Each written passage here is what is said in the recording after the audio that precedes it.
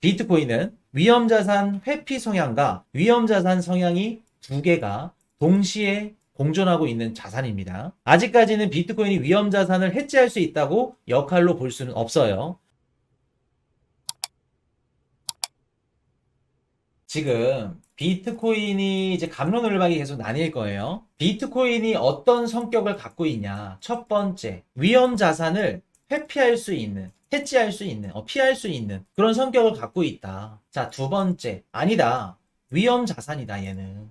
야, 이렇게 변동성이 심하고 하루에 막 5,000달러씩 오늘 왔다 갔다 아침에 뭐 전쟁 터진다고 했을 때만 59.5K, 오늘은 뭐 65K. 전 세계에 5,000달러가 이렇게 몇 시간 만에 왔다 갔다 하는 자산이 어디 있냐. 그런 분들이 위험 자산이다. 이렇게 얘기를 하시겠죠. 정답은 뭐냐면 50대 50입니다. 비트코인은 지금 위험 자산을 회피할 수 있어요. 회피하는 성격도 가지고 있고, 그리고 반대로 위험 자산의 성격도 가지고 있습니다. 두 개를 동시에 가지고 있는 자산이 누구다? 비트코인이에요. 그러면 비트코인이 위험 자산 해지를 할 수 있다 없다? 있는 것도 맞고 없는 것도 맞아요. 맞습니다. 근데 지금 시장에서 그걸 누가 질문을 하신다면은 없는 게 맞습니다.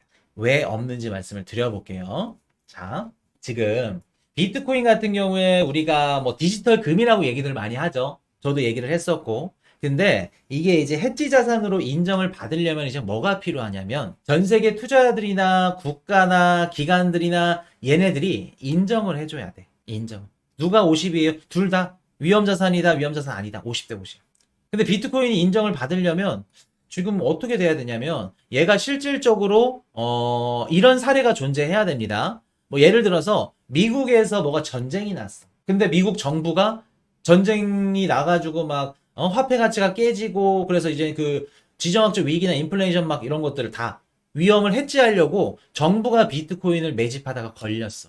매집을 했어. 아니면 뭐 프랑스가 했다던가 독일이 했다던가 일본이 했어. 그럼 글로벌 시장에서 안전자산이구나 라고 좀 더 생각을 할 수 있겠죠. 60에서 70%까지 기울 수 있습니다. 근데 큰 차이가 뭐냐면 지금까지 비트코인 가격이 막 오르고 테더 거래량이 막 뛰고 그리고 막 전쟁이 터지고 이런 국가들이 대체적으로 어떤 국가들이에요? 그런 국가들이. 자, 레바논에서 막 폭동 시위가 일어나가지고 은행에서 막 달러를 못 찾고 막 돈을 못 찾아. 화폐 가치가 떨어졌어. 그래서 비트코인 가격이 막 올라가고 거래량이 늘어났어. 비트코인 가격이 실제로 올라갔나요? 우리 글로벌 시장에 영향 줬나요? 우리 2년 전에 티르키에서 물가가 막 40% 50%가 폭등했어. 그때 티르키의 화폐가 막 리라화가 막 빠지면서 테더랑 비트코인 가격이 막 1억을 넘었어. 그때 당시. 근데 우리도 비트코인 가격이 올라갔나요? 코인베이스도 뭐 OKX도 바이낸스도 얘네들도 가격이 막 올라가던가요? 가난한 나라. 그렇죠. 올라가지 못하죠. 대체적으로 지금 비트코인을 뭐 예를 들어서 뭐 대통령이 그 비행기를 타고 막 날랐어. 날랐는데 현금 다발을 막 들고 가지고 항공 그 공항에서 막 다 떨어뜨리고 그 기억하시죠? 어디였더라? 그 대통령이 비트코인을 알고 있었으면 그러지 않았을 텐데 막 그런 얘기 나오면서 그리고 본인의 자국 화폐 가치가 무너지면서 뭐 티르키예나 레바논이나 스리랑카나 이런 국가 국민들이 비트코인을 막 사기 시작해. 실제로 비트코인이 위험 자산을 해지할 수 있다. 이런 기능을 보여주고 이런 역할을 보여줬던 국가들이 대다수가 뭐였다? 경제적으로 빈약한 국가였다. 낮은 국가였다. 글로벌 금융시장이나 자산시장 아니면 경제성장률이라든가 GDP나 이런 부분에 있어서 전 세계 시장에 영향을 주지 못하는 국가들이었죠. 당연히 거기서 이렇게 사용이 됐고 그렇게 그 화제가 되고 유행화가 됐기 때문에 당연히 우리 비트코인은 안전자산이다. 요 인식이 맞을 수가 없겠죠.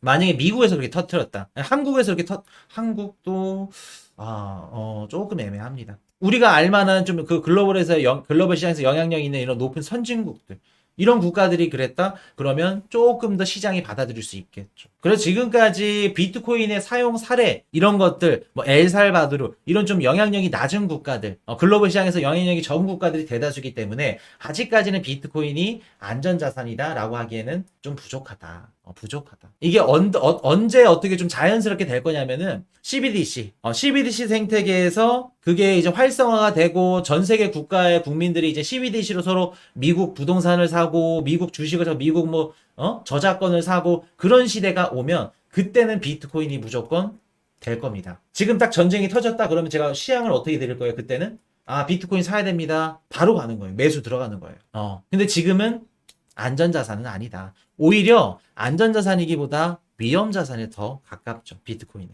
자, 볼게요. 보겠습니다. 지금 이렇게 뭔 뜻인지는 이해되셨죠? 글로벌 시장에서 영향력이 적은 국가들이 대다수가 비트코인을 쓰면서 이렇게 영향을 못 줬다는 거. 그러니까 예시로 들면은 홍콩 ETF랑 같은 거예요. 아무리 홍콩에서 현물 ETF, 비트코인, 이더리움이 터져도 지금 비트코인 가격에 막 영향을 크게 못 주죠. 시장 파이가 적으니까. 그거랑 똑같은 겁니다. 영향을 주는 이런 국가 얘네 큰 애들이 만약에 그렇게 했다 그러면 우리도 인식을 좀 바꿔야겠죠. 자, 그러면 지금 왜 비트코인이 위험 자산인지 이거 한번 말씀을 드려볼게요.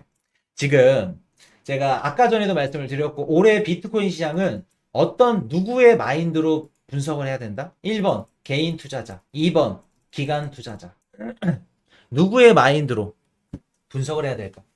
이번 연도 코인 시장은 당연히 2번 기관 투자자죠. 그러니까 아까 우리 대답했을 때 1번 쓰신 분들 일리가 있어요. 맞다 틀리다가 아닙니다. 근데 1번을 쓰신 분들 그 특징이 뭐냐면 지금 투자 시장에서 내가 개인 투자자니까 거기에 조금 많이 쏠려 있어.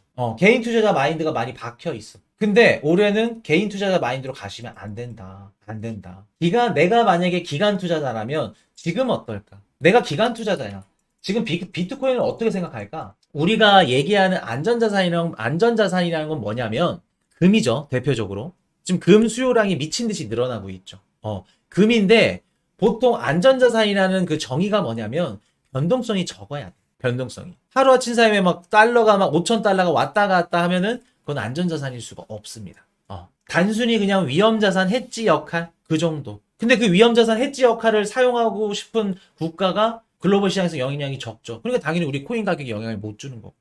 위험자산에 안 들어가려면 변동성이 낮아야 돼요. 근데 그러기에는 비트코인 변동성이 너무 높죠. 너무 높죠. 그럼 기관들은 비트코인을 어떻게 바라보냐는 겁니다. 비트코인을. 지금 기관들이 비트코인을 안전자산이라고 생각을 했으면 현물 ETF 유입세가 이렇게 나오면 안 돼요. 지금 이스라엘 전쟁 막 터지고 나왔을 때 미친 듯이 담아야 됩니다. 유입세가 오히려 더 올라가야 돼요. 근데 왜 유출이 되고 있지? 기관들은 뭐라고 생각하는 걸까? 비트코인은 위험 자산이라고 생각을 하는 거예요. 그래서 분기 말 아니면 뭐 분기 초 기관들이 포트폴리오 리밸런싱을 할 때 비트코인 먼저 더는 겁니다. 왜? 가장 현금화가 빠르고 위험하다 아직은 맞죠? 변동성이 높기 때문에. 그러면 지금 그 기관들이 바라보는 비트코인은 위험하다, 변동성이 높다. 대신 돈은 벌 수 있겠다. 그 이상 그 이하도 아닙니다. 근데 그 돈을 벌 수 있겠다 베팅을 하는 것도 증시나 이런 금융시장 환경이 좋아야지 베팅을 하는 거지. 아니면 비트코인 시장에 호재가 있다던가 뭐 반감기나 뭐 이런 것들 알만한 누구나 그런 거 아닌 이상은 힘들다. 그래서 우리가 비트코인을 지금 누가 바라보느냐에 따라서 다른 겁니다. 내가 개인 투자자 관점으로 바라봤어. 비트코인을.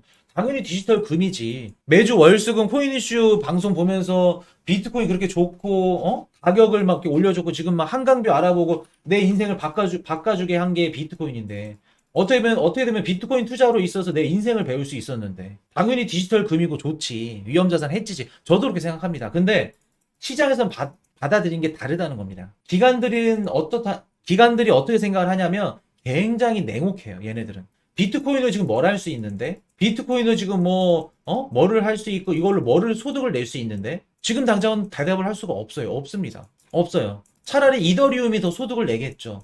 그럼 기관들 입장에서는 오케이 아직 없어? 네네 위험자산 변동성 높은 위험자산 그렇게 보는 거예요. 대신 나중에 비트코인 생태계에 인프라가 갖춰졌고 요것들로 인해서 수익이 나는 구조들이 안정화된다고 하면 그때는 점점 더 안전자산으로 한 발자국씩 더 다가가는 계기가 될 수 있겠죠.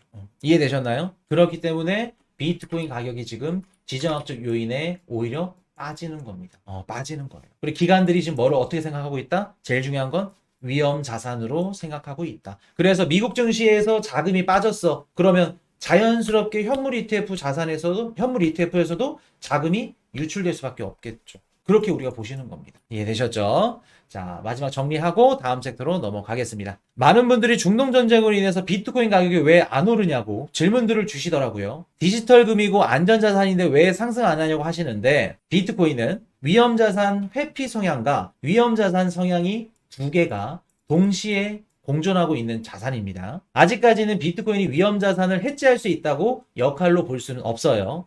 경제적으로 비중이 크거나 글로벌 시장의 영향력이 높은 선진국들이 만약에 비트코인을 해지 자산으로 썼다. 그러면 그때부터 자연스럽게 인정을 받기 시작할 겁니다.